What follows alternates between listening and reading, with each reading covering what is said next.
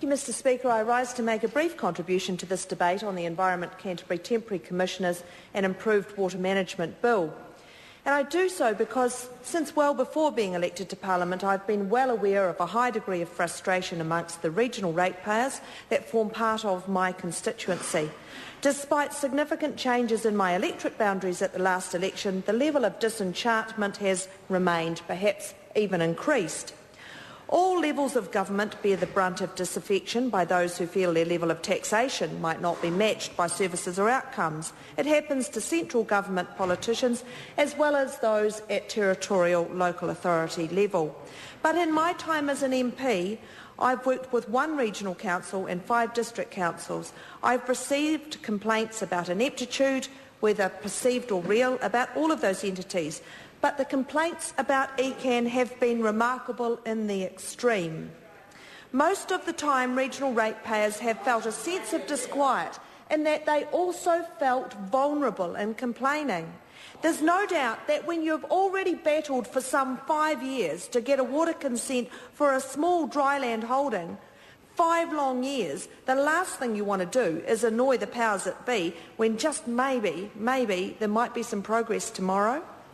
I've heard the stories about environmental enhancement being slowed up and then costing far more than advised. Environmental enhancement, I'm talking about, as well as economic enhancement through water consenting, having the same problems. In the dozens of examples that I've been approached about, there's been a consistency of message and the distrust of ECAN procedures. Time and again I've heard of the council officers changing and a new case manager wants to start again and wants more information.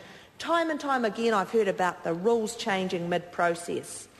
And in all of the time I've spent discussing issues that relate to ECAN over the years, it has been comprehensively proven to me that there is validity in the view that the institutional failure in Environment Canterbury requires comprehensive and rapid intervention on the part of central government to protect and enhance both regional and national well-being, and that failure to intervene would lead to continued lack of progress in water management in Canterbury. How this regional council has managed our water has been critical for our economic success or lack of it, and our environmental well-being or lack of it. All stakeholders agree on the importance of sound management of that resource, and yet we don't have, after all those years, a proper water plan. We have growing problems of water quality, and we're not making progress on the opportunities for water storage and economic progress. The principles of the Canterbury Water Management Strategy begin with environmental protection, so there will not be a takeover by dairying or irrigation interests.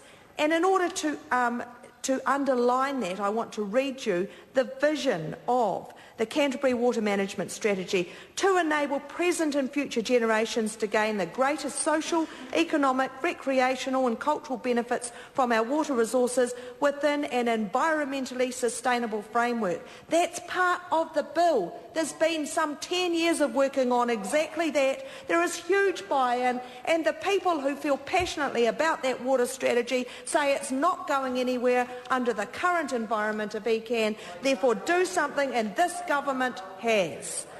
So too the rhetoric of coup d'etat and the abolition of democracy from the opposition parties would suggest to me they've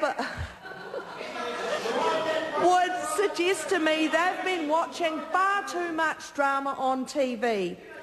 Democracy has been merely interrupted, to be resumed as soon as practicable, and certainly by 2013.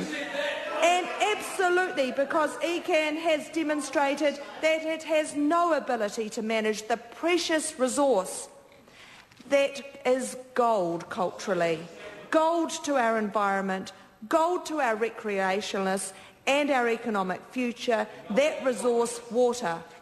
I want to finish by wishing Commissioner Dame Margaret Beasley all the very best, because her work is of vital importance to my constituents and to New Zealand as well. Thank you, Mr Speaker. Honourable Leanne Dalziel. Speaker, I have